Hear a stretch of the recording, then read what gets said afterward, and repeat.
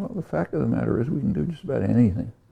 I mean, with all, people like us, let's say, we wouldn't be here otherwise, are pretty privileged. And we have the kind of privilege that few people have ever had in history or have now. And if you have privilege, you have opportunities. And the opportunities are almost boundless. I mean, thanks to the struggles of the past, it hasn't always been like this, but thanks to the struggles in the past, there's a tremendous amount of freedom. I mean, the state may try to repress you, but they can't do a lot. They can pass the NDAA, let's say, but they can't really implement it against the will of the population. I mean, look, there's a lot of, I think there's a lot of excessive concern in activist groups about state repression. I mean, it's not that it's not there. Sure, they'd like to do it. But first of all, it's always been there, and it's just kind of inherent in states and other power systems. And it's much weaker than it used to be. So take, say, there's this paranoia about concentration camps. They're going to lock us up.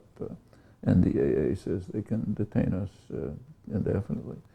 Concentration camps have been there since the 50s. Back in the 1950s, the liberal Democrats, Humphrey and Lehman, introduced legislation to set up internment camps in case people got out of control. I don't know. I never followed to see what happened, but I know the legislation was passed.